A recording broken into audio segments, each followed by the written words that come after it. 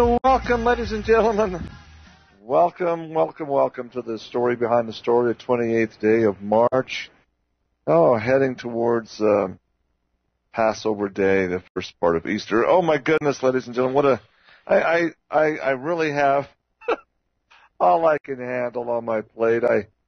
I got to tell you that we opened up a can of worms yesterday with.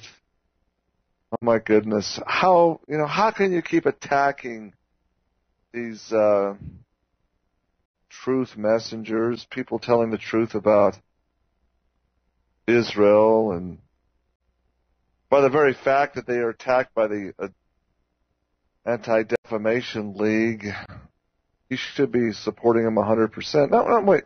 I'm talking specifically about response. I received so many phone calls. The word is getting, the word. Look what Dr. Ott said about Michael Collins Piper. Well, I don't say anything about him. I just basically said, I was shocked that, I was very, I thought very polite to him, inviting him simply to be a guest on my show. And, I'm not, I can take rejection just by, it's how you do it. If you really don't want to be part of my show, that's fine. Just say you don't want to be. Your schedules don't permit or you're burnt out. I get that all the time. People would rather be on George Norrie and Coast to Coast or Alex Jones's Prison Planet. These are, little old True Odd on the micro effect. It's not the big ocean, the big fish here. But the way in which it was done really just blew me out of the water. I mean, first of all, he accused me of something that just flat out isn't true. First of all, I just don't like people telling me what I believe. I doubt this man has even heard my radio shows. Maybe he has. Maybe he listens in. I don't know. Maybe, he's watched some video of me on YouTube where I exposed the flu scam. Maybe I don't know. But there's one thing I have never said or published, that Nazis rule America. I've never said that. I've never, ever promoted that concept myself personally. There are others, I admit, that do and have, but I don't. Because first of all, it's a lot bigger than the Nazi swastika. National Zionism, is Nazi, National Socialism combined with Zionism, is what Nazism is all about, and the swastika is merely, the Illuminati sun god icon. It's an occultic symbol, and do I think Nazis run this country? No, I know that Satanists do. They are not all so-called Jews. No, the most correct term for them is simply Edomites, and they could be of really any religious persuasion. There are Satanists hiding away in every religious organization. It's not just one. See, here's the problem as I see it. There are people out there who, for whatever reason, get quite a bit of funding and financing for telling a good part of the story, but never getting people right to point. I mean, right to the heart of the matter. That seems to be the problem to me. And so I received phone calls yesterday from a number of people I feel are quite influential in the, the alternative media. And they were all very supportive of Michael Piper and his work, and I agree. I mean, I'm nothing against what he's written. I just don't think its direction is accurate. That's personal, because again, it goes back to who is Israel. He touches on Meyer Lansky and the organized crime syndicate part of it, and that's very, very good to do, very important to shine the light on that. But I submit it goes much deeper than that even, okay? Goes to the heart and core of Christianity versus Satanism. And this is where I think he gets angry with me, because he doesn't want to go there. He won't go there. He won't, again, show the light of goodness with this. What good does it do to show the darkness if you don't point the way to the solution, the rescue plan? And the fellow I talked with for, a couple of hours, I believe, yesterday, he said, well, I got to tell you, I'm not a Christian. I don't believe in Christ. And that's something that's a problem with a lot of these alternative writers, such as David Icke and others. David Icke does a masterful job in exposing the Illuminati satanic coven controls. Does a masterful job of that. But then at the same time, he shows how the Christian idea is just a fable. He wants people to believe that Christ is nothing but a fiction created by the Illuminists. Well, what's the alternative? Well, then it's kind of a humanistic New Age gospel that's preached by these people that, each individual person must descend on his own light, his own individual learning and knowledge, just like the ancient heretic Gnostics would teach people. And while, again, it is important for individuals to learn and to search and seek for truth, that's not the crowning glory, you see, because man cannot do it by themselves. Simply that. It doesn't matter how much you know. You can have all the knowledge in the world into your head, but there is a truth of spiritual reality, and that truth is, the very fact that Lucifer, Satan, that satanic forces exist, tells you that there's a plot against some kind of truth. To me, it's just a matter of logic. Why would there be satanic Christ wanting to crown an antichrist ruler if there was no Christ to fight against? I'm telling you, it just, wow, it's like dressing people up and then having them sit at home and watch TV. It's just anticlimactic. So is that a disservice? I think absolutely. I think Satan laughs his royal behind off when that happens. Oh, well, that was, they get people a pressure release valve. It gets them, all worked up. They know, these good people know something is very wrong. They know something is amiss in the world. And here's a guy, oh yeah, he's pointing it all out, and people are saying, yeah, that's right. Oh, but, there is no Christ. It's all a myth. Seek for wisdom from Saint Germain or some ascended master or some East Indian Hindu guru, and you'll find all wisdom, because wisdom is where it's at. See, that's the message. Oh my goodness. And the Antichrist, satanic ritual child pedophilia and child sacrificers are laughing all the way to the bank. The bank of souls. See, this is why, I tell you, people email me all the time. Well, I could listen to you a lot more if you weren't spouting off so much about Christ and peddling religion. My goodness. so I have to address that. I'm going to try and do that a little bit every day. You can't take Christ out of the equation.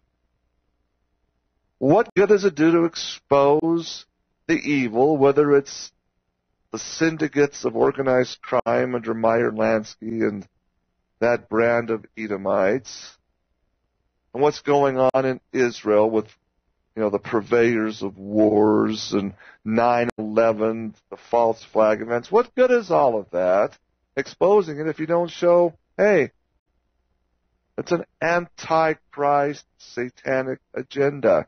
And the Christian faith is the one, Christ himself is the one that's under attack. To me, it's clear that we've got a group of misinforming Satanists here doing the job. Because either you're for Christ or you're not. Either you're on his camp or you're his enemy. I mean, there's no fence sitting here. Sitting on the fence on this issue, you're going to get a pile full of splinters in your posterior. There's no sitting down. So, I'm sorry if people got the wrong. I didn't mean to attack Mr. Michael Collins Piper, but let me just tell the truth here. And so I put an addendum to my website. I still, I advise people to read his book. I think there's some incredibly good journalistic work done there, because I've read, I've done my own, trust me, I have my own sources as to what really happened on November 23rd in Dallas, 1963. I understand, boy do I understand the darkness behind that one. And folks, as you read The Final Judgment by Michael Piper, you got to remember one thing, that to pull a coup d'etat, to pull an assassination, not only to pull it, but to keep it hidden, to make sure that this lone gunman, nutty, crazy Lee Harvey Oswald is the only way the public will look, you've got to have a pile load of money to bribe people at the highest levels. And if they're not bribed, they refuse to be bribed, well, then you just have an accident happen to them. Where does that money come from? You see, that's the trail. That's where you can find a lot of information. And so, to his credit, I'll tell you this, Michael Piper has shown the trail. Indeed, it should get people thinking, and so I support him on that. But what I don't support is, when he attacks Christians, because it's I submit that's what it's all about. Come on, just 20 minutes on my website scanning the topics, my posts, pretty much gives you a pretty strong, pretty clear view that I am very strong in the Christian faith.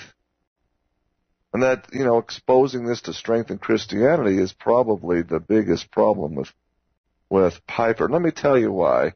Again, this is, not a personal attack on the man. Please understand that. It's just trying to explain what his agenda really is and why and who he really is. I understand Wikipedia is a Jewish-controlled operation. I understand that. I understand there's a lot of slants there. But, again, there's 90% truth on Wikipedia. Wikipedia has an entry on Mr. Michael Collins Piper. His original name, his original birth name is Michael Bernard Piper. Michael Burney Piper.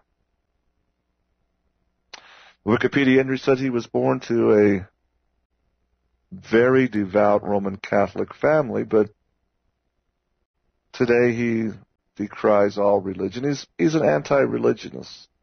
That tells a whole lot about his mindset, you see.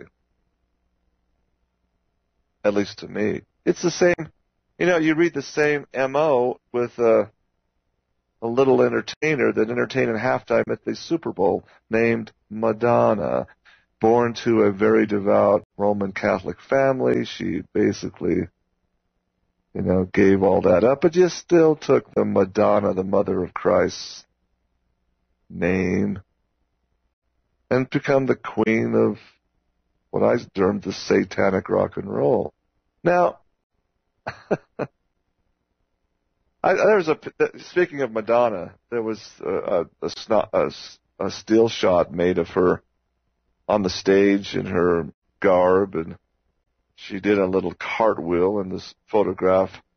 I mean, through her leggings or tights, her little fishnet there, you can definitely see some incredibly extensive bruising around her upper thighs. I mean, it was just, what kind of activity was going on to cause that massive bruising? So you see the parallels with Madonna and Mr. Piper, pretty same. They devout Catholic family, just giving it up and going on your own. That's okay. Good heavens, I was born to devout Mormon parents, and I gave that up. But here's the key point. I just asked the question, and it's I know there will probably not be any answers forthcoming from Mr. Piper, but why would he want to even change his name from Bernard to Collins? What would literally possess him to change his identity from Michael Bernard to Michael Collins Piper? Not Colin or Colin, Collins, a plural. And you understand, again, the Collins, deep, satanic, Illuminati bloodline name. I don't know. I'm just throwing this out there. I think that's very questionable and very strange. But again, please understand, I'm not attacking man and his work. I think his work is right on point and pretty honest. I just have some real questions. Attacking me and not coming on my radio show because of deep ideological differences. It's not about the Nazis ruling America or not. It's deeper than that. Much, much deeper. Otherwise he would come on. And nothing else to promote a few book sales. Anyway, I'll leave it there. I'll let it go at that. I had to explain that because, man, I just had phone call after phone call yesterday. And people are just concerned. They're fans of Piper, and they've heard him there, and they heard him there, and I'd be a fan of the man too, but he sure put me down, basically implying that I'm leading many good people away from truth. Well, in other words, I'm just a big bunch of lying hot air. Really? Okay. I wouldn't say that about you, but you're sure you have the right to your own opinion about anything. Now, this again has got to be focused on, because when you hear the term anti-Semitic, you're hate-filled toward the Jews. You think the Jews are all going, to burn in hell. And I'm not saying there's any judgment there, because it's not all Jews that are the problem. I got to keep telling you that they are all, of course, in a false religion. I believe that. I will say that. because their false religion is simply that they missed the boat with the Messiah that did appear at the meridian of time. He did appear. You just missed the boat. It's never too late to come back, whether you're Edomite bloodlines or not. You can still come to Christ. And when Christian charity and love is poured out among the Jewish community, you should recognize that and honor that, in my opinion. And maybe, they can come to reality of Jesus the Messiah, because he will come again. Now, I need to point out, the really root cause of this problem. People say it's the Illuminati that's the head of it. No. In my studies, it's really deeper than that. It's called the Sabbatean cult, which precedes the Illuminati in many, many ways. The Sabbatean Frankists. Now, there can never be too much talked about the Sabbateans. Okay?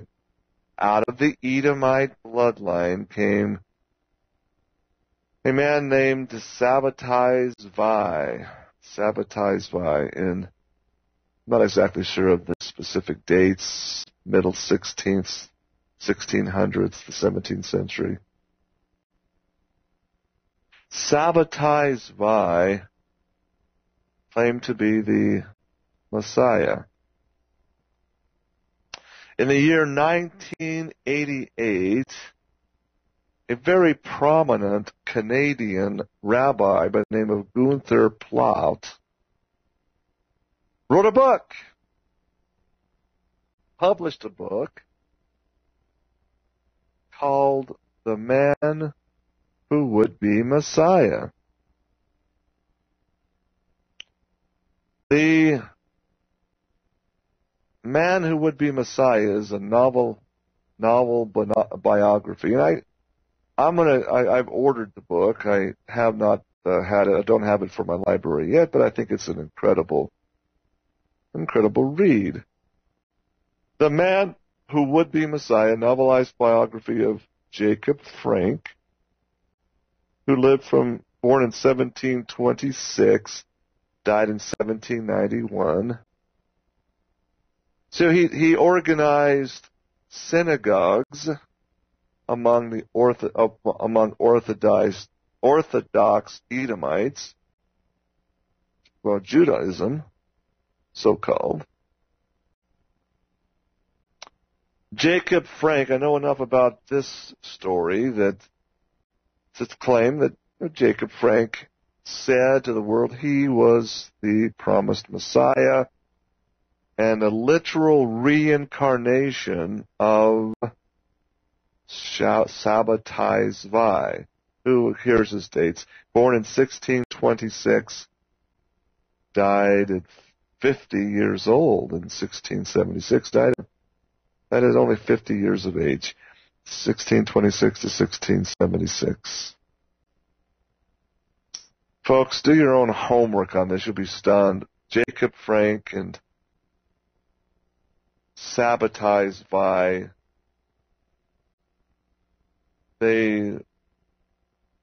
their aim, their goal, and that of all their followers. And folks, it's according to Gunther Plaut, it's over half of the so-called Jews.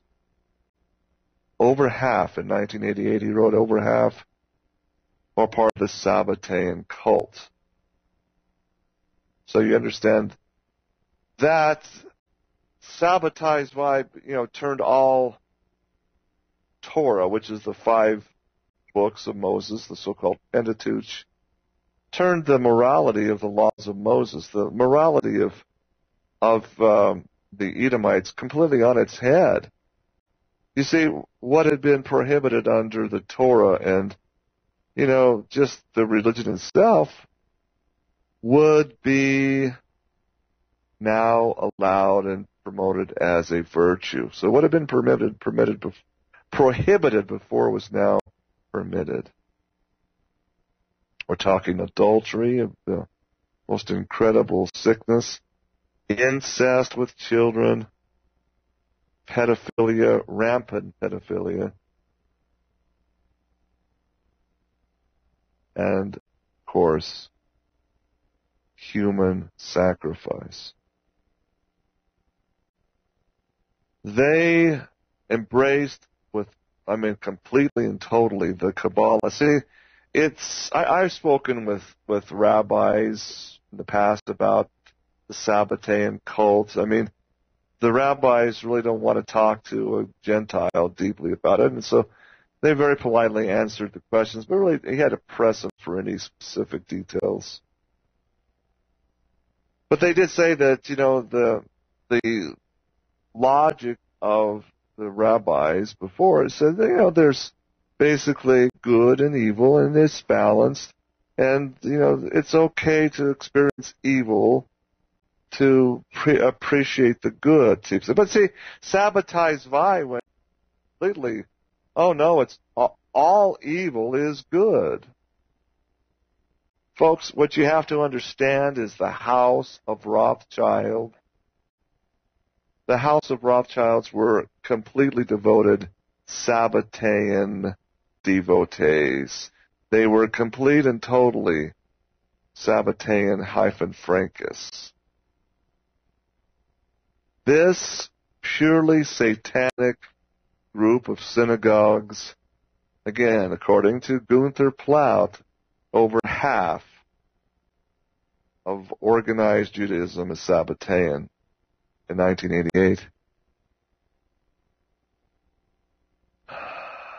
What you have to realize is out of this cult is what grew the so-called Illuminati.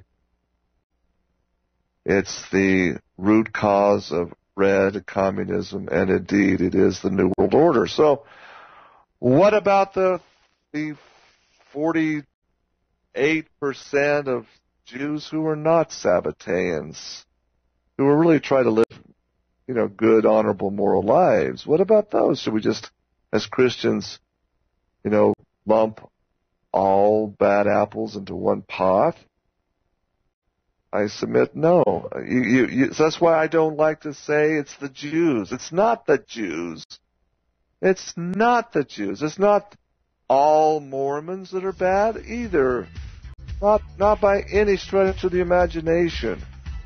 So it's wrong just to attack a group of people because of the actions of maybe a slight majority. But still, you have to understand who they are. That's why you especially call them Sabbateans or Edomites.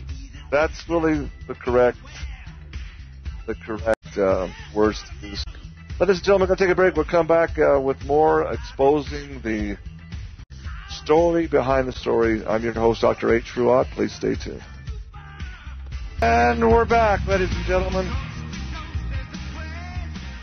Welcome back to the story behind the story. This book by Gunther Plaut,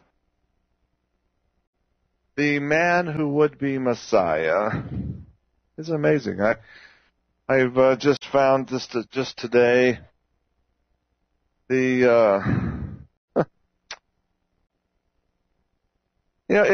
it's always good to read what Jews are saying about their own religionists, their own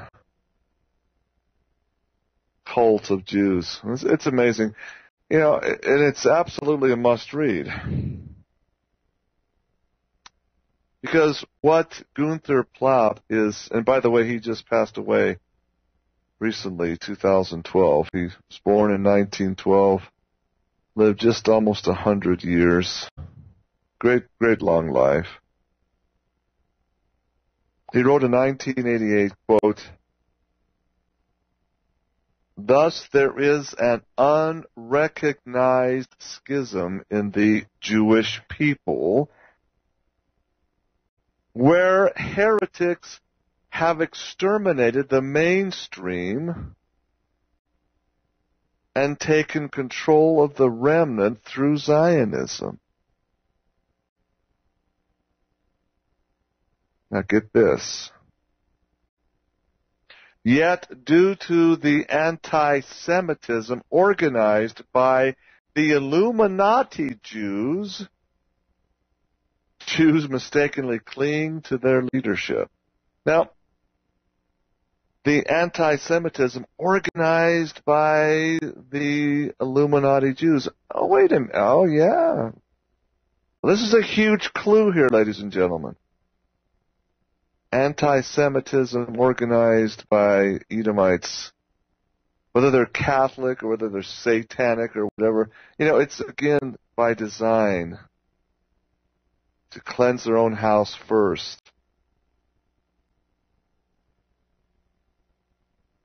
And he's speaking here, ladies and gentlemen, author and Rabbi Gunther Plaut. He's speaking here of the Nazis, the National Socialist Zionists. He's showing documentation that the Nazi hierarchy were all Frankists. They're Jews, even though they're claiming to be Catholics.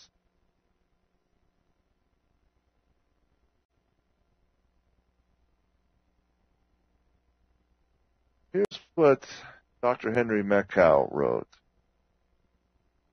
The Frankists cover their tracks very well. Biographies of Jacob Frank are out of print and very expensive, over $300. Nevertheless, Gunther Plaut researched Frank thoroughly and presented a perceptive and very complex portrait of Jacob Frank as a very conscious con artist who sought power simply for power's own sake.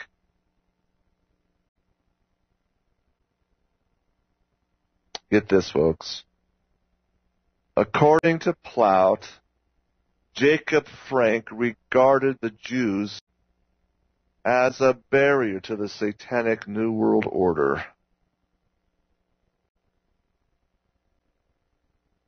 Here's, on page 141, here's what Rabbi Plaut wrote, quote, "Yes, the Jews."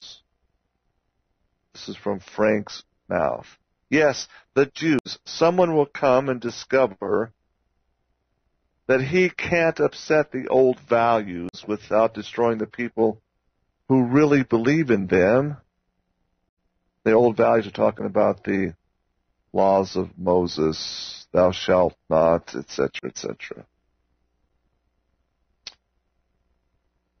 Yes, the Jews. Someone will come and discover that he can't upset the old values without destroying the people who really believe in them and, what's worse, practice them. And when he's convinced that the Jews stand in his way, he'll find ways to kill them all, destroy them, exterminate them like vermin, end quote. He's talking about, of course, the Edomite Adolf Hitler. In his foreword to the book, Eli Wiesel, another rabbi and writer, says, quote, "Plaut offers an interpretation of another personage, Hitler, who on a different level allied himself with the evil one to destroy our people."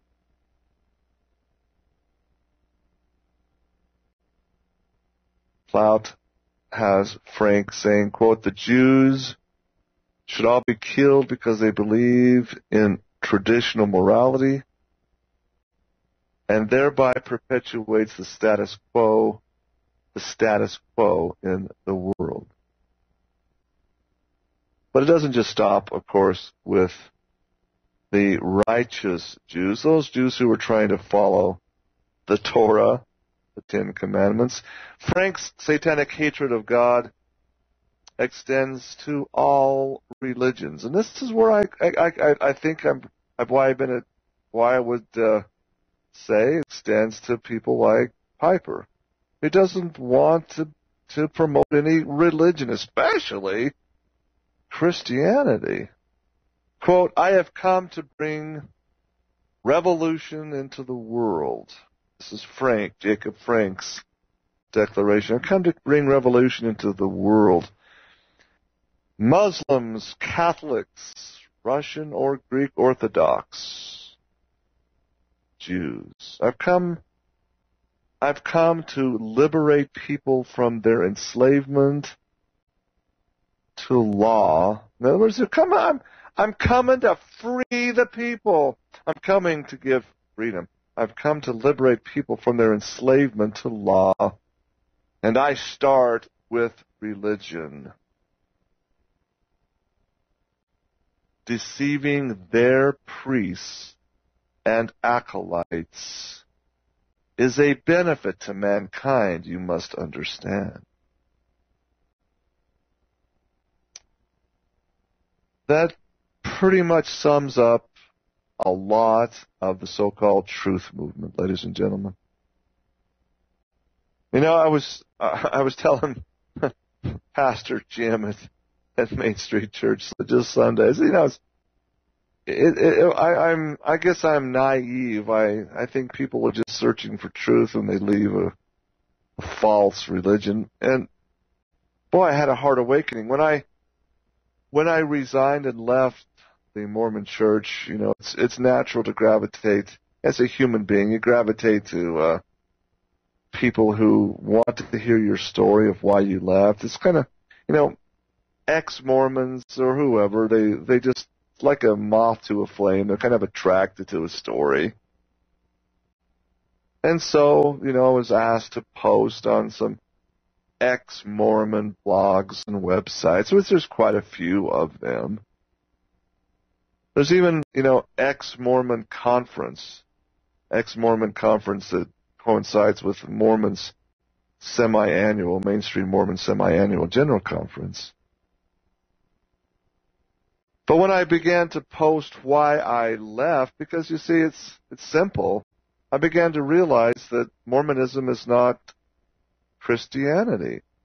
I mean, it's not traditional Christianity where Christ is all.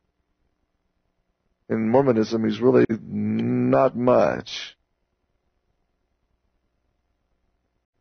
Christ was not being put first in Mormonism, and grace, the pure principles of grace were just simply non-existent in Mormonism. So that's when I began to share that with the ex-Mormons, I was very rudely told to go find someplace else. See, they weren't interested in hearing about Christ. They weren't interested in hearing about about the truth of Christ's atonement and his resurrection. That's not what they're about. I came to find out they're more interested in do as thou wilt, freedom from the binds of Mormonism that puts all these moral chains around you. You know, it's okay to be homosexual. It's okay to have adulterous relationships. It's okay to have premarital sex. It's okay to have booze parties and get drunk. That's freedom. And you know what? It's okay. If you want to practice Druidism and Satanism, that's good too, because it's all part of freedom. Don't come in here preaching Jesus Christ. You're not welcome. Oh my goodness. I was just stunned. I said, my goodness, I'm not even welcome in ex-Mormon circles. Kind of was shocked at first. Because I received more threats from this group than I ever did from Mormons. I mean, threats of violence, physical violence came from this group more so than the mainstream Mormon. And believe me, I got some from the mainstreams as well. And I thought, how strange is this? I realized that, golly, these people were probably better off. I mean, better off as far as producing a better world staying mainstream Mormon than to go out there and practice Satanism and, play with Ouija boards and, have their rituals on the Sabbaths. Yeah, that's covertly going on in Mormonism. And the other part of ex-Mormons are those that simply believe, well, the church is wrong about polygamy. We're going to practice polygamy covertly. There's another whole subsection of Mormons that do that, just like the movie or the series of Big Love on HBO portrays. I mean, pretty much accurate. I found that to be very much accurate as well. Never mind. They don't want hearing that polygamy is satanic. Wrong answer. They, don't say that. It will kill you. My goodness. It was just my golly. So you see, it's very clear that that would also be prevalent in the so-called truth movement, the truth bowel movement. And I got to say that. I mean, it's just, there are so many people in this movement that just are anti-religion, anti-Christian especially. And their actions, portray their views. They are very loud and boisterous and screaming, and they just want to, cause fear and contention and heartache among people. That just seems to be what they're all about. Now, here is the link to the Nazis with this Frankist. I mean, again, Rabbi Plaut, the whole concept of his book and his research. The Frankists or Sabbatean Jews achieved their world power simply by pretending to subscribe. And the key word is pretending to subscribe to every religion and every ideology, and by intermarriage with generational Satanists. However, behind the scenes, they advance their kinsmen, their bloodline, Edomite bloodline, and manipulate all events on the world stage. This is how they gained covert control of government and, yes, folks, the economy.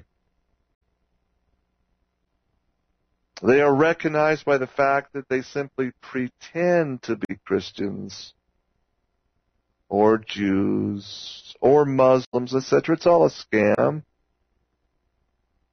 A typical example, folks, is, remember John Kerry, that guy who would like the world to believe and pretend he was an Irish Catholic, when in fact his father was a Frankist Jew who actually worked for the CIA, and his mother a Forbes. How about this? Indeed, Stanley Dunham,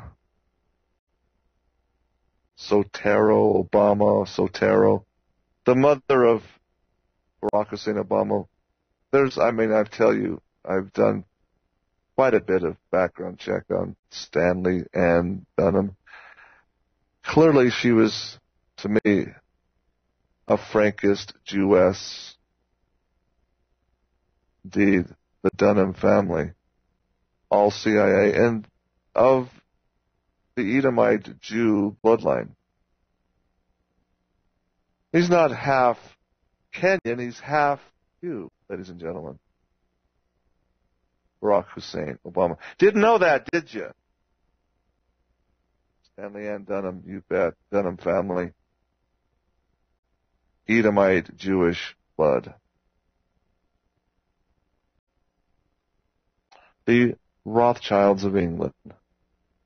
They intermarry. They marry non-Jews.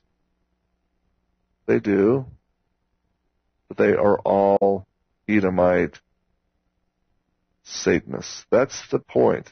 And this is, again, why it's so good to have Rabbi Plaut come out and expose this. He does it very well. The Frankists, you see, Here's how they waged war against the European Jews and put them in concentration camps. The Frankists waged war against Jews by denouncing the Talmud. They publicly denounced the Talmud while actually believing in all of it and accusing the Orthodox Jews of ritually sacrificing Christian children.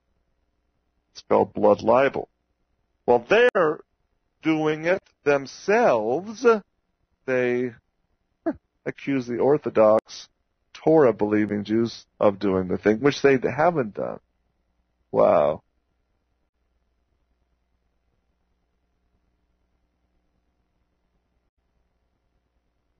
And what's amazing is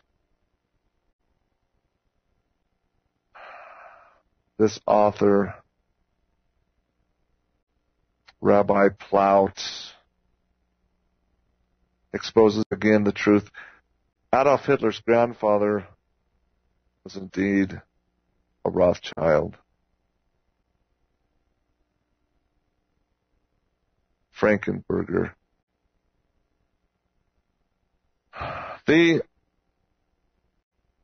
Another author, Heinrich Kardel, follows along the same theme. Adolf Hitler, Founder of Israel is the book. It sounds really strange, doesn't it? Adolf Hitler, Founder of Israel. The book was written in 1964. Heinrich Kardel quotes German Jew Dietrich Bronder, quote, of Jewish descent, or being related to Jewish families, were the leader and Reich Chancellor Adolf Hitler.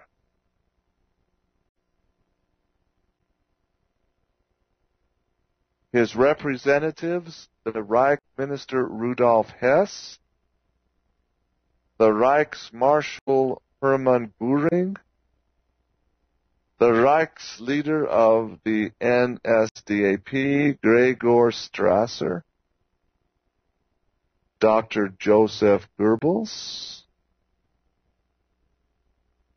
Alfred Rosenberg, Hans Frank, Heinrich Himmler,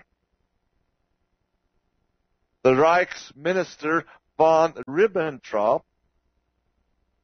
Ooh, no, go back to, that's an amazing figure. Tail end of World War II. Reich Minister von Ribbentrop, who pledged close friendship with the most famous Zionist Chaim Weizmann, who was the first head of state of Israel, who died in 1952. Von Kudel, Field Commanders Globoknik, the Jewish destructor is what he was named, Jordan and Wilhelm Hube, the great SS leaders Reinhard Heydrich, Erich von dem Bach, and von Kudel II. All of these, ladies and gentlemen, according to German Jew researcher Dietrich Bronder, were all Jewish descent.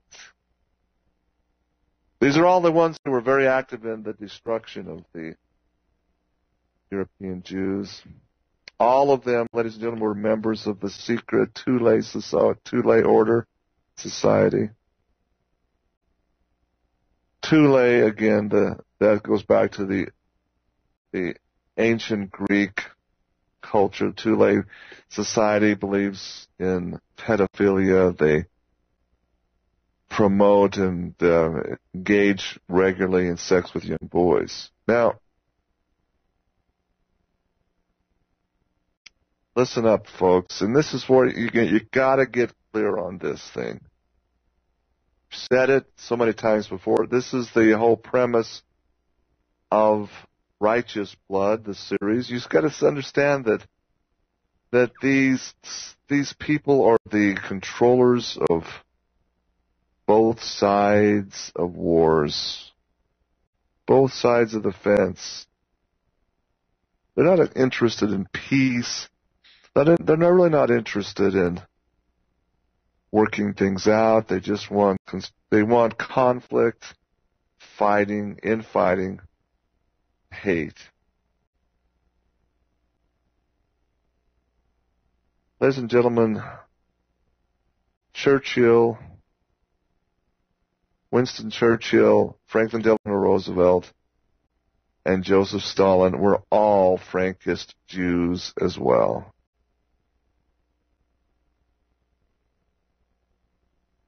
Do you realize there were 150,000 Jewish soldiers in the German army? See, that's a little known truth.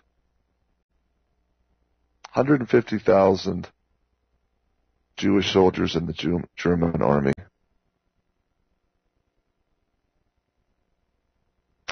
So here's what I have to say to Michael Collins Piper and other patriots, and in fact, I got to say this,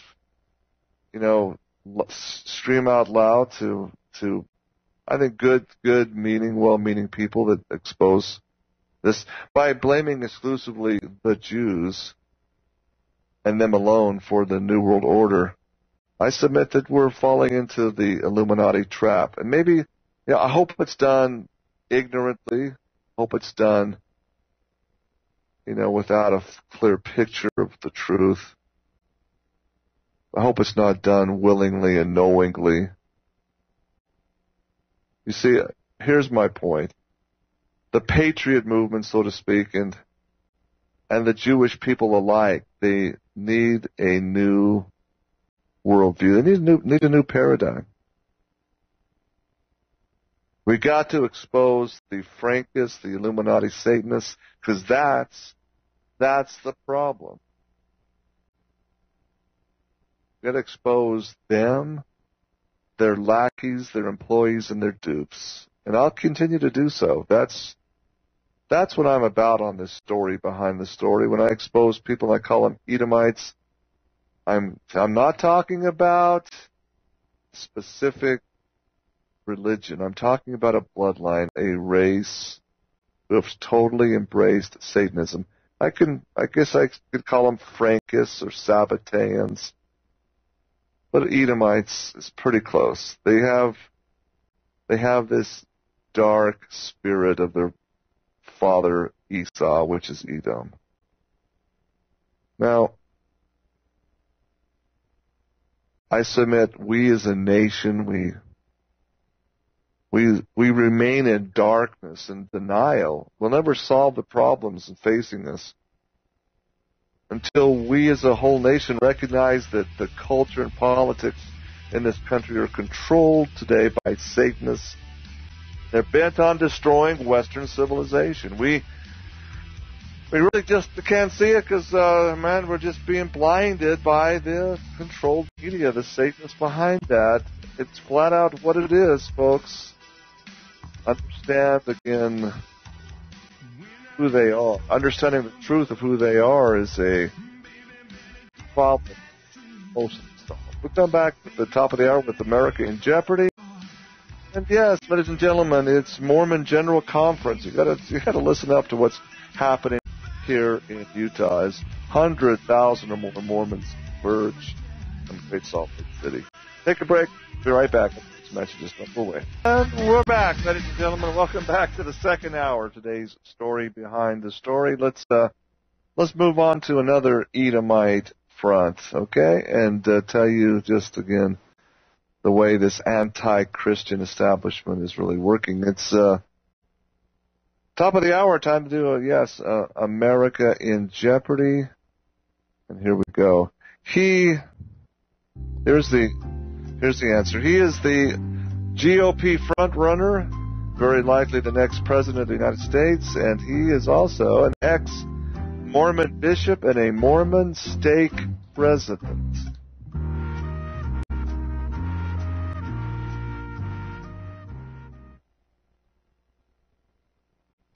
Well, again, hope you got that okay.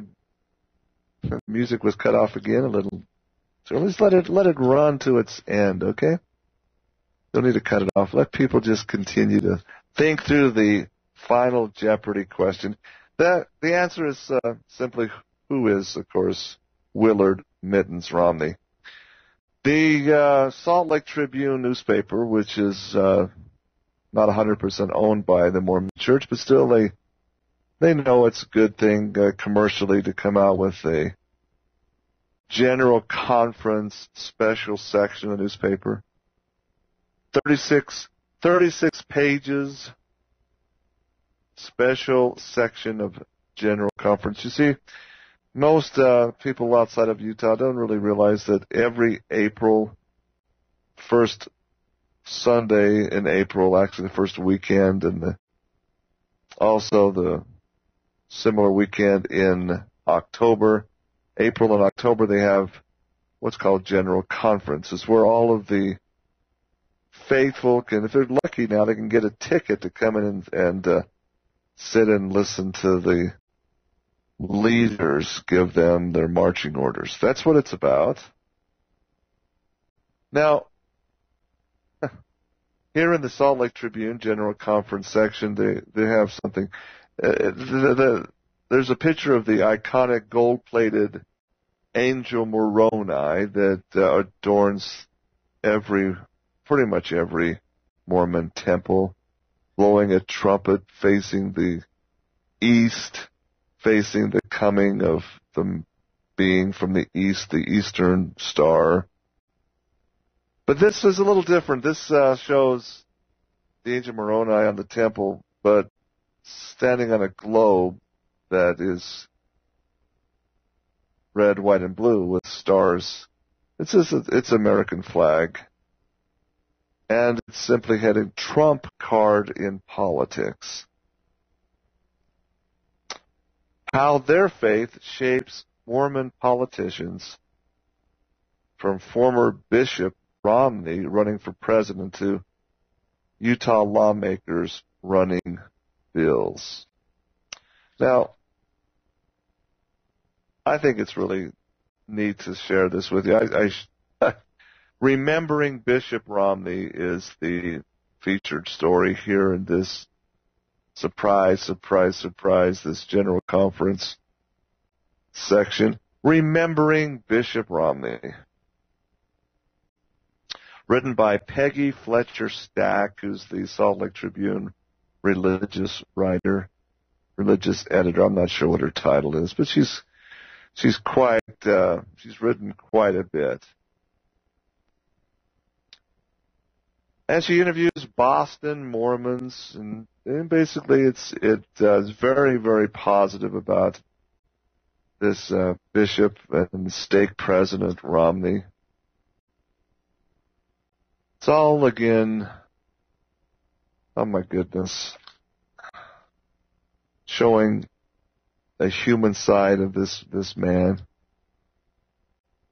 She writes, quote, "The Mitt Romney whom many Americans see today is often depicted as a wealthy, wooden, and out of touch with the working class candidate. To some, he seems gaffe-prone, detached, even distant.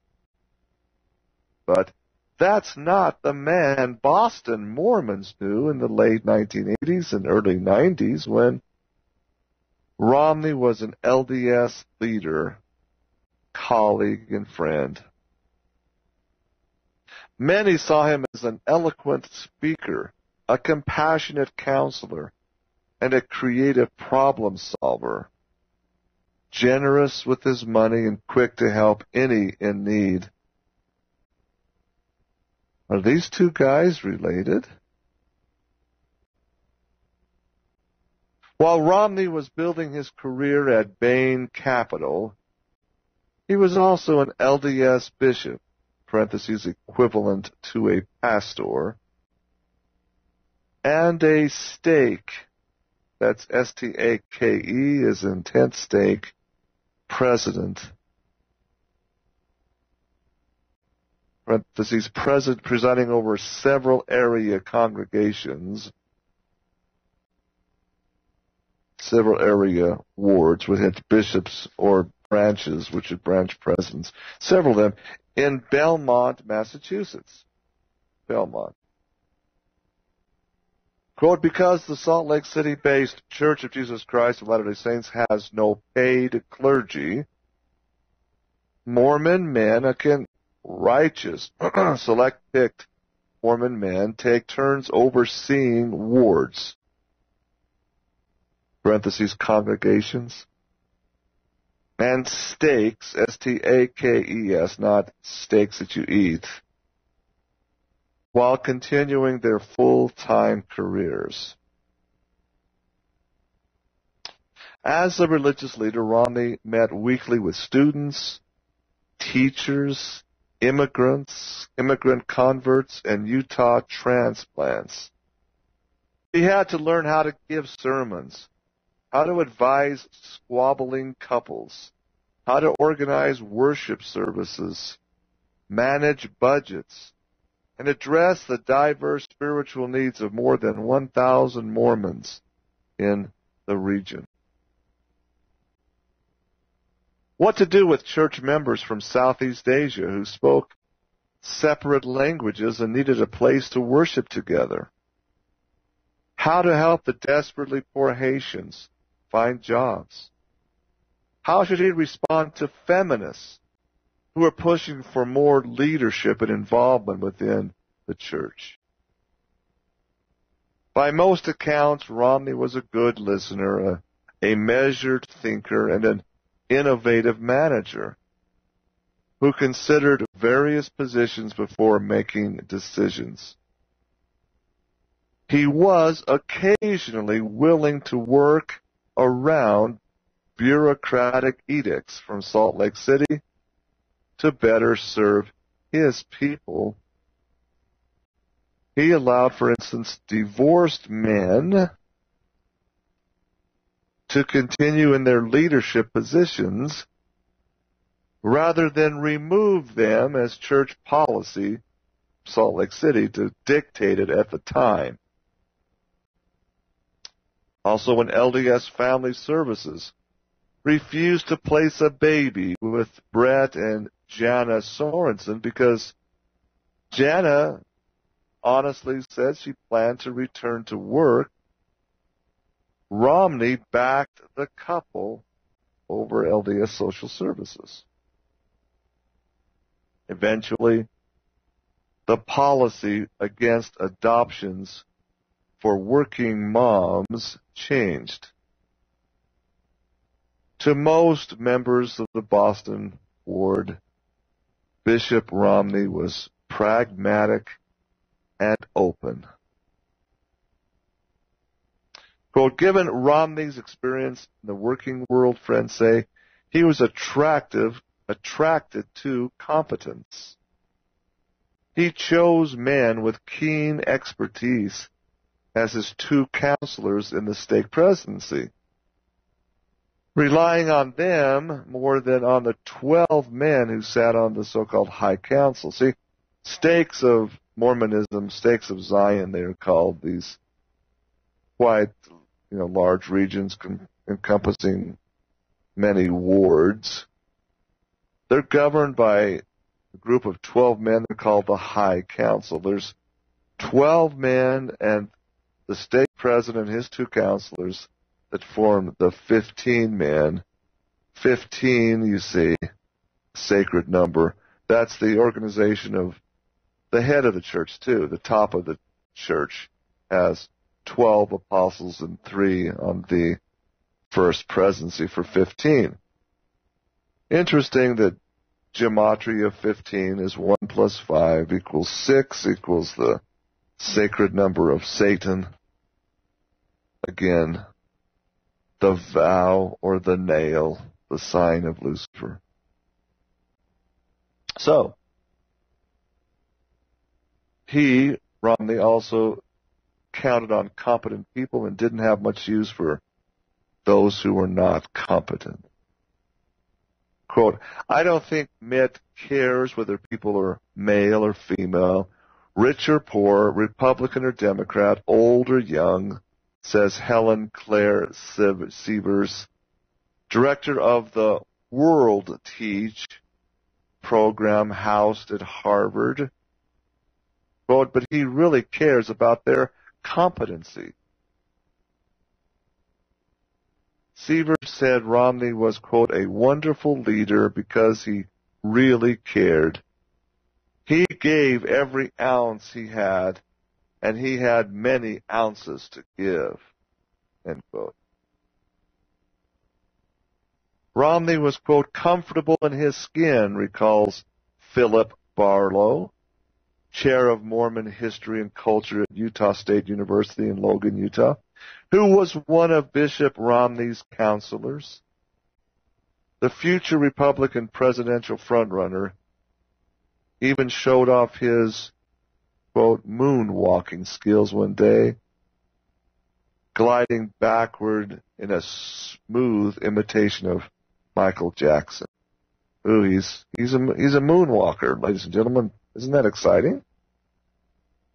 Quote, like some LDS leaders, insiders say, Romney could be insistent on the rightness of his position, for he was used to dictating actions, then having the members all raise their hands in support. He did not have to make a case for his decisions nor persuade his listeners with a compelling argument. Now, I got to stop right there. Here is a real funny little thing that when you tell this to your non-Mormon Christian friends, they look at you like, really? Oh yeah, it's true, ladies and gentlemen. Every general conference and every stake conference, there is a vote of sustaining. It's called a sustaining vote given. The stake president gets up and rattles off, for instance, all the bishops of his stake and the way it's constituted and organized as the leaders. And then the general membership, whether it's stakes or individual bishops or wards, congregations, are all asked to vote by the upraised hand, all opposed by the same sign, they say. And they'll say something like the voting has been unanimous. Well, see, here's the problem. In Mormonism, the leaders are all chosen by direct inspiration channeled down through the prophet. The prophet, you see,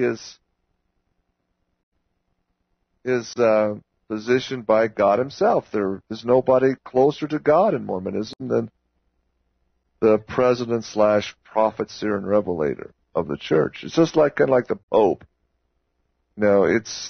He's the leader, and he's directly in touch with God himself. So that whole chain of command that comes down from God to the prophet, to the 12 apostles, to the 70, all callings, you see, are direct revelation from God through the keys of the holy priesthood invested in the prophet. So when a stake president is called, or a bishop, it's on that daisy chain back to the first presidency.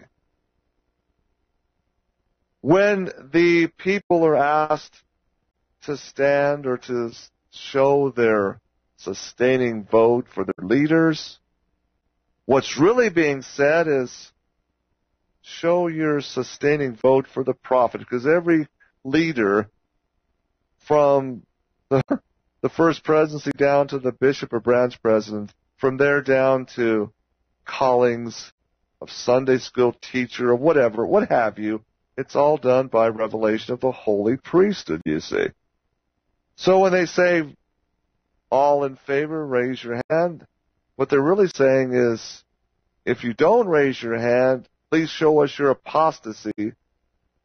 Please show how wrong you are by voting in the negative. I kid you not. I tell this to people And they look at me like, are you kidding me? Are you looking at me like you're making this all up? And I say, no, it's true, absolutely.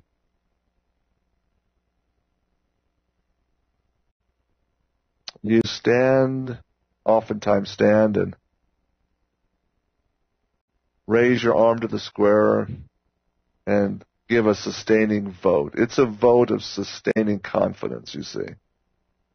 Now, if you get up and I guarantee you get up in general conference and raise your arm in opposition to give a non-sustaining vote, you are in deep kimchi. You are in deep, deep hot water spiritually. You are basically showing your opposition to God. You're basically showing your apostasy to His one true church, you see. I kid you not, this is exactly how it operates in the Mormon culture. So here, Peggy Fletcher Stack writes, like LDS leaders, insiders say Romney is insistent on the rightness of all his positions, for he's used to dictating actions. As stake president, he dictates. Then again, they have the membership raise their hands in support. See, once the leaders speak, you see, in Mormonism, the thinking has all been done. It's dictatorial. It truly is. Mormons would tell you, no, it's just being in harmony with the spirit and feelings that come from, knowing Joseph Smith was a true prophet. Oh my goodness, folks. Oh my goodness. This is the guy that it appears the insiders want as president of the nation. Now, maybe it's true in his private life, Mittens Romney has done a lot of good activities and good actions, and this goes on to tell really nice stories. But it's all flavored. The article or the story writes, the writer Peggy Fletcher Stack writes, quote, though sometimes progressive. Now, I like that word, progressive. It used to be liberal, but no, liberal is not politically correct anymore. It's progressive, as in Peter B. Lewis and his Progressive Insurance Company.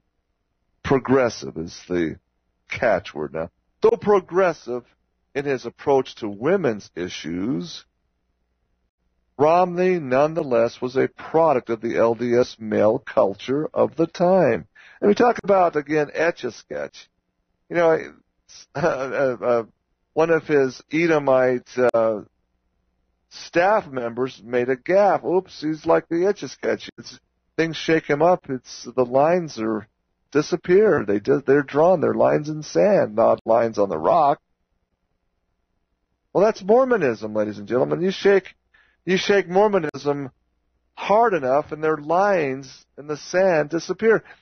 You shake them hard enough, and they give up polygamy, which in Doctrine and Covenants, section 132, remains in their ideology as the only way to reach the celestial kingdom, through polygamy, the new and everlasting covenant of marriage. But you see, shake them up hard enough, threaten their tax structure, and the Etch-a-Sketch line disappears. Shake the Etch-a-Sketch hard enough, and even the lines of basic Mormon doctrine are changed. Mormon doctrine has always been that the black-skinned Negroes were cursed by God. Completely cursed. But see, it's not politically correct to say that anymore. So in 1978, the Etch-a-Sketch was shaken, and the lines disappeared. Oh, it's revelation. But wait a minute. Brigham Young said this will always be so, thus saith the Lord. Brigham Young said that blacks are cursed. It will always be so. God will never change. But the Mormon God, boy, it's an etch-a-sketch. It changes all the time. And so it is with women. This is the LDS male culture. Again, male-dominant, misogynist organization if there ever was one. I mean, you can say what you want about the women in the Relief Society, etc., but only the males can receive the priesthood. No women will ever be bishop or stake presidency in the mainstream Mormon church, period. So, Ms. Stack continues writing, quote, he, Mitt Romney, did not initially believe, for example, that there were cases of physical or sexual abuse of women in the stake, though plenty of evidence pointed to it. Now, that's an interesting statement right there. Excuse me, there's evidence? One of the sisters comes in with a black eye and bruises all over herself. That's not physical abuse. There's no sexual abuse going on. It's just doesn't happen in the Mormon kingdom. Again, that's again part of the problem with pedophilia in Mormonism. It's just like the Ratzingers, don't ask, don't tell policy against the pedophilia priests. Just don't look at it. It doesn't exist. Quote, as a young bishop, for example, Romney got word that Carol Shelton, a woman in his ward, was considering an abortion. This was Shelton's 6th pregnancy. She was in her 40s, had 4 teenage children, and had developed medical complications. Her stake president had already approved the procedure when Romney arrived at the hospital and very forcefully counseled her against it. Shelton later wrote about the experience anonymously in Exponent 2, a national newspaper for Mormon women that was published in Romney's Boston stake. She allowed her name to be used for the first time in Ronald Scott's recent book, entitled simply Mitt Romney, an inside look at the man and his politics. Peggy Hayes, a single woman with a child, was in Romney's ward when she became pregnant. A single woman now, already with a child. She's part of Bishop Romney's ward when she became pregnant once again. Unmarried, what does that tell you, right? She alleges that Romney threatened her with excommunication. Boston Globe reporters Michael Kranish and Scott Howman write in their book, The Real Romney, and a complete loss of her salvation if she didn't put up the baby for adoption. So here she is, already a single woman with a child. She becomes pregnant again. Bishop Romney orders her to give up the child to LDS Social Services for adoption. Quote, give up your son was the message Hayes said she got from Romney. Give up your son, quote, or give up your God. Romney has denied the story, and biographer Scott, for one, doubts it happened that way. Why? Quote, local members do not recall a single person who was excommunicated or disfellowshipped while Mitt served as president of a stake that probably has as many religiously rococo and fiercely independent academics, writers, and thinkers as any in the church, Scott says. Quote, Mitt eschewed using church councils to settle ethical and financial disputes between members, encouraging them instead to press their claims in civil court. Besides, God knows, threatening excommunication like that would have been against the rules, and Romney was a rule follower. Got a problem here, Peggy Fletcher Stack. You're saying that Scott says that Romney was a rule follower, and you just barely showed also, you've written earlier, that he's not a rule follower. You said he would often go around church policy from Salt Lake City. You said that earlier. You said, well, he allowed divorced men to continue in their leadership positions rather than remove them as church policy dictated. In other words, he didn't follow the rules. Which is it, Miss Stack? Either he's a rule follower or is he a rule skirter. Which is it? You know, it's just more media bias painting this guy. So it goes on. It just, there's more and more about this, and it's going to continue as we march on to the elections. He's all but sewn up the nomination.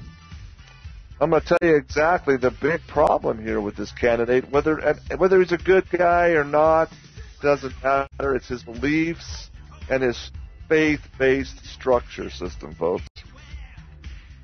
Don't go away. We'll come right back after these messages. Stay tuned.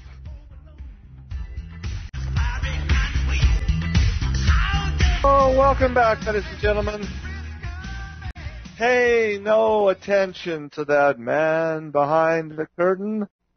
He's of no concern to you. Just keep focused on the phony persona, the pictures. Pay no attention to what drives the man behind the curtain, what he's really all about. Don't ever try to find out he's a humbug. Won't go well for you if you do.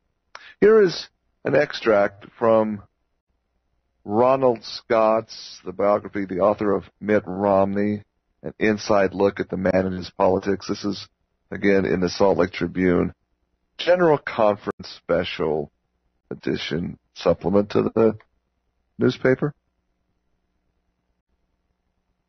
Quote, before his first presidential run, that would be in 2008, so probably this meeting took place in 2007. Before his first presidential run, according to biographer Ronald Scott, Willard Mittens Romney met with then LDS Church President Gordon B. Hinckley.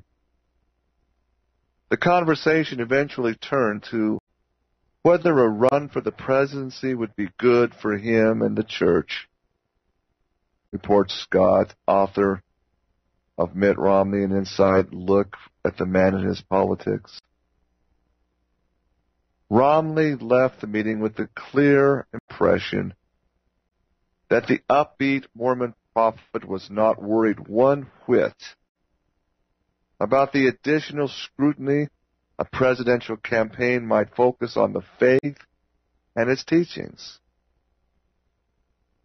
Scott says Hinckley was emphatic about steering wide of any and all partisan political involvements. Quote, the choice to run or not must be yours and yours alone, he reportedly advised, firmly but kindly. Ladies and gentlemen, do you see the dichotomy in this?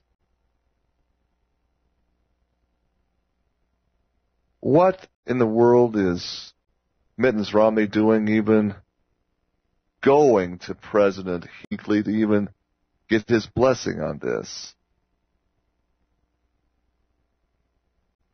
See, it's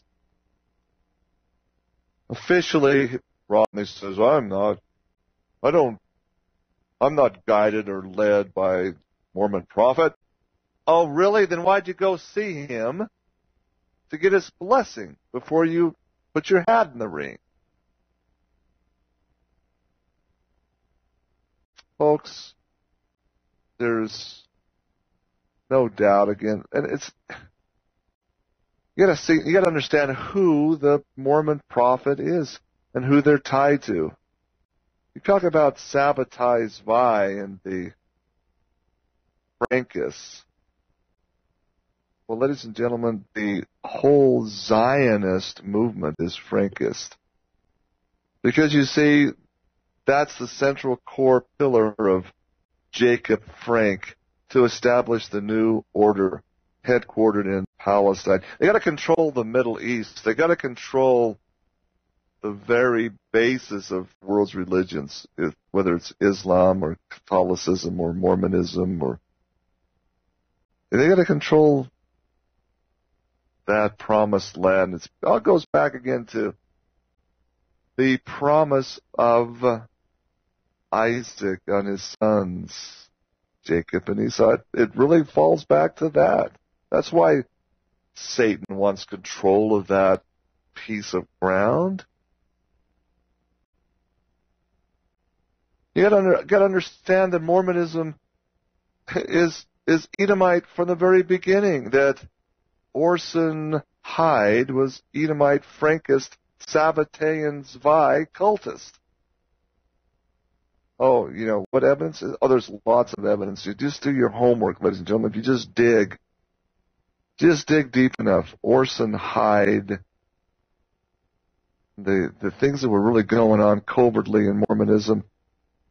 Again, many, many good, God-fearing men and women heard the wonderful message of God speaking once again to man, a young boy coming to God and the heavens opening, and God and Jesus Christ establishing Zion on the American continent. That was the message of hope and wonder given by Mormon missionaries in the 1850s and 40s to English saints, to English converts. Let's leave. I've read all those romantic stories about the West, this wonderful land of America. Here's a way to be sponsored. You see, you got to put yourself in the position of many of these Mormon converts in England. There's a lot of tradition historically in England, but it's not romantic. It's, imagine being able to work hard, put your shoulder to the wheel more or less, and make something of yourself and your life. But see, where do you go? It's very, let's say,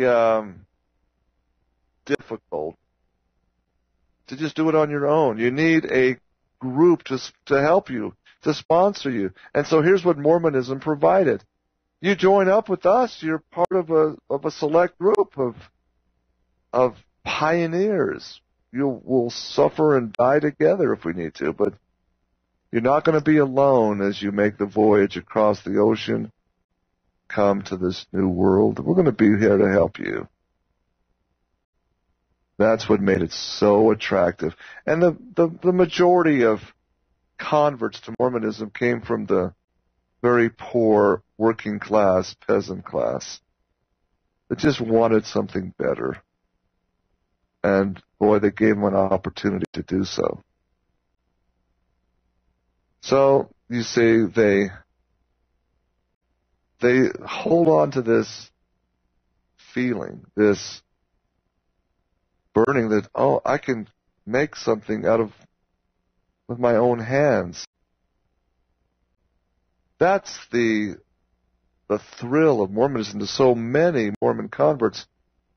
I'm not going to be held down. What I do with my work, I'm going to be rewarded for my own work. I'm not going to work for a duke or some other royalty here that owns the field that I sharecrop on. I can go and get my own land. I can stake my own claim and make it out my own. And see, that's the appeal to these European down-class citizens. They love that idea. And so out of that grows the basic Mormon bedrock principle that you're going to be judged by your works, not by Christ's sacrifice of grace. You see, Mormon's basic fundamental principle is simply that Christ's atoning sacrifice kicks in after a life full of good works. If you're not in good graces of the Mormon church leadership, if you're not a good, active 100%er in everything the church sets you forth to do, you'll not be able to be rewarded by Christ's grace at death. It's just completely, totally back-asswards. Atoning sacrifice only kicks in after a life of good work. And conversely, if you do not do everything the Mormon Church lays out for you to do, if you shirk your responsibilities and tell your stake president or your bishop to kiss your behind when they ask you to do something, and if you get enough of this going on and are excommunicated or disfellowshipped, then by the Mormon doctrine that Christ's atonement has nothing for you. You are in outer darkness. You're a non-existent piece of space trash. I know, because that's what they told me. You lose your priesthood, you lose all connection to Christ. Huh? No, I'm very, very much one with Jesus Christ. How can you tell me that I, just by questioning the church leaders, suddenly I'm damned, that Christ has no place in my heart? How egotistical is that? How wrong is that? Oh yes, it's true, ladies and gentlemen. That's what drives this guy named Willard Mittens Romney. That's his heart and soul, folks.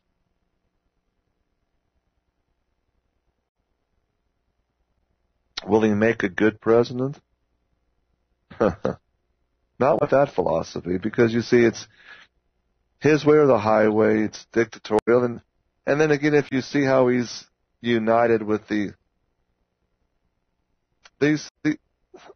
leaders, you see, of Israel are Jacobites, the Frankites. They absolutely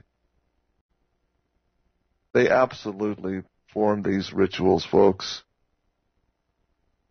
And this guy Mittens Romney, they want you to appear. Yeah, he'll go and roll up his sleeves and cook some hamburgers and hot dogs at a cookout.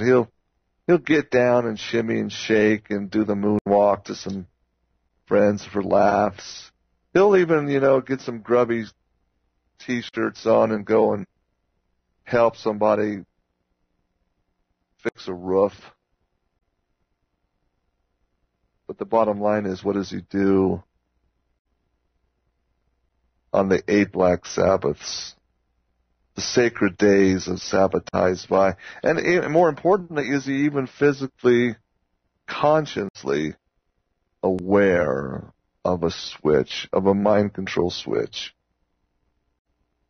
Very possibly he's not. See, this is a report given out by presiding Mormon bishop, by one of the presiding bishopric, a man named Glenn Pace. He put this memo out and he released it. He sent the memo to the inside church committee called Strengthening the Members Committee.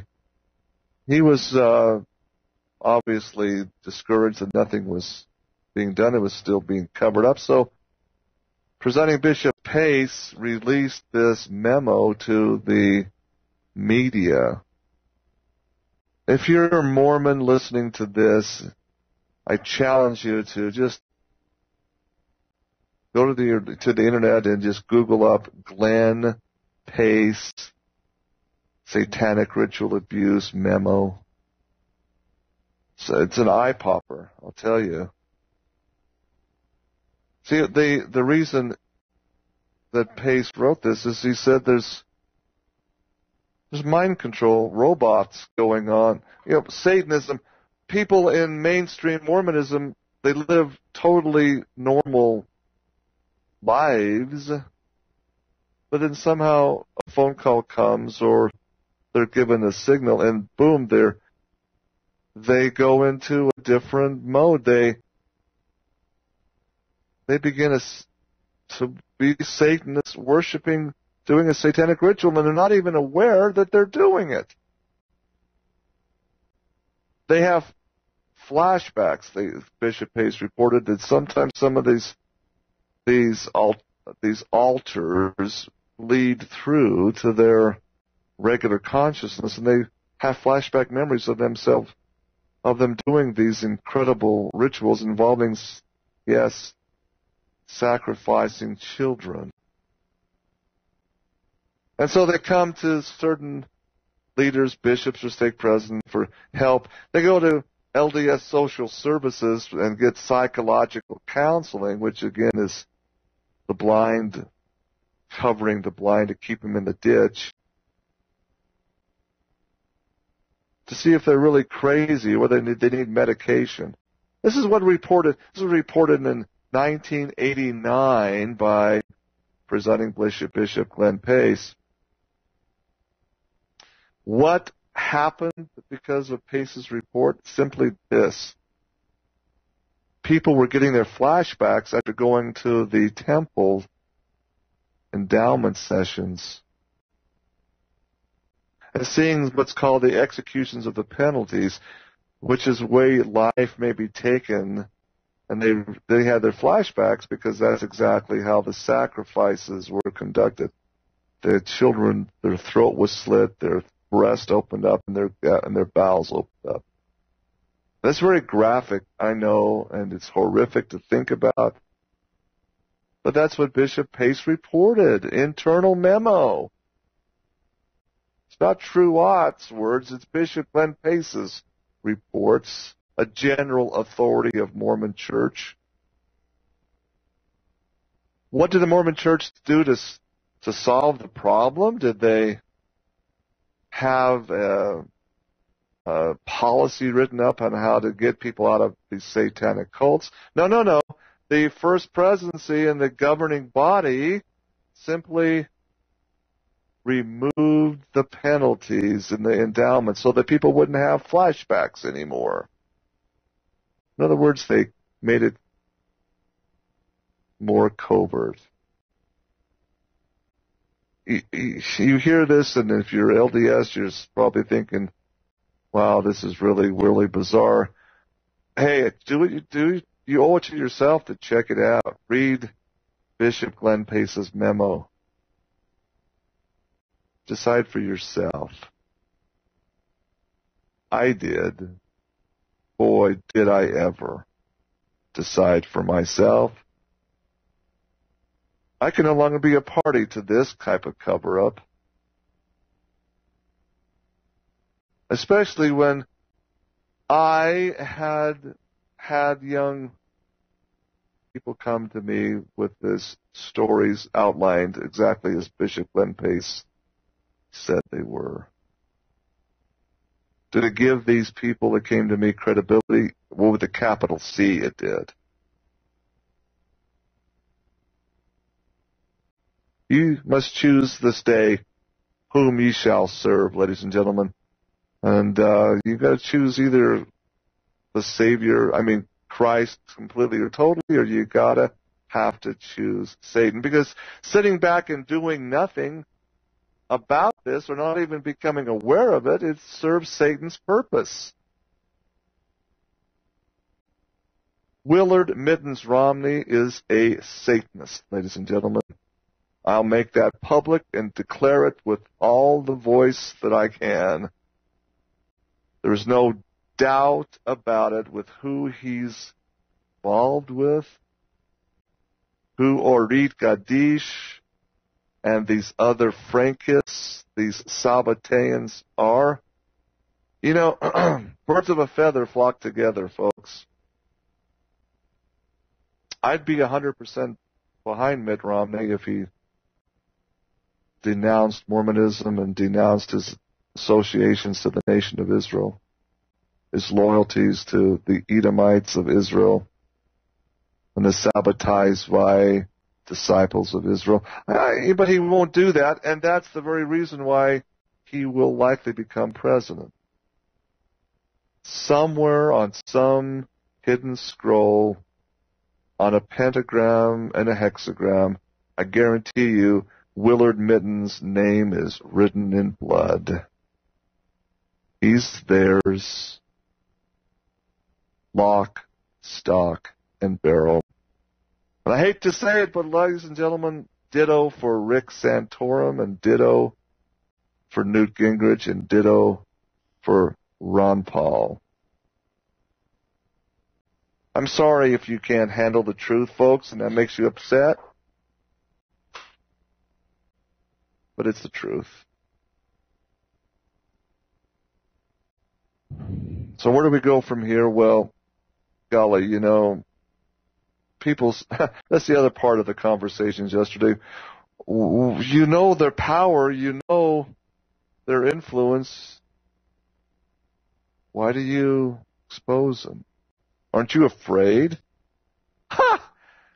To be afraid, you see, is to say, well, then Christ is really not all-powerful. He's not the creator. He's nothing to, so I better be afraid. You see, if Christ is an imposter, if he's just a phony nothing, then you doggone better well be afraid of these people. But I'll pit my God against their fallen angel any day of the week and 10 times on Sunday. How's that?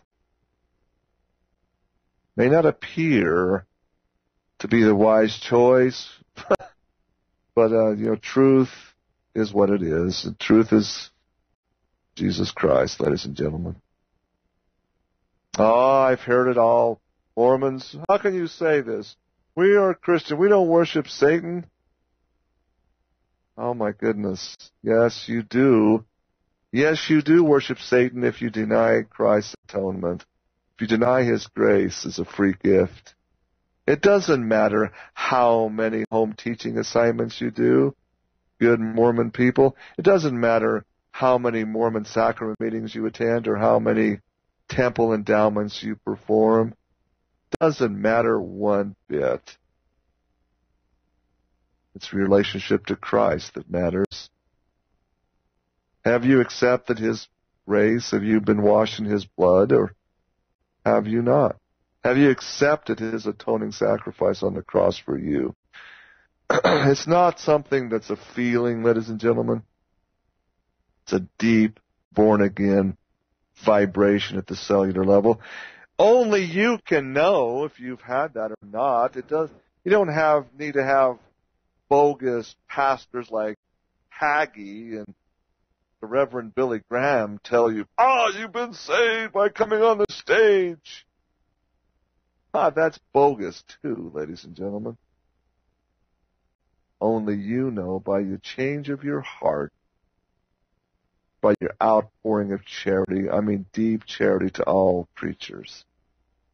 You'll know it when it happens. There's no doubt about it. As your whole mind and heart is changed permanently. By your fruits you shall know them. Because you see, when grace and you encompass grace in all parts of your life, there is no way you're going to participate in these dark practices anymore. You're just, you're not going to feel comfortable. Lambs don't feel comfortable in a snake pit. They just don't. The snakes love to be in the pit. They love the company of other snakes. But a disciple of Christ stays away from that. Naturally. It's like a magnet drawing up filings from the dirt. That's the way it is. You'll know them by your fruits. It's not, you see, that you do all the good fruits and then hoping that Christ's atonement will kick in. It's just the opposite. It's so blatantly clear to me personally.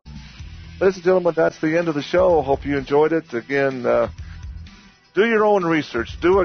Research Glenn Pace, satanic ritual abuse. I'll even try and post a link to it on my blog if you're so interested. Be well. We're talking again tomorrow. Be safe.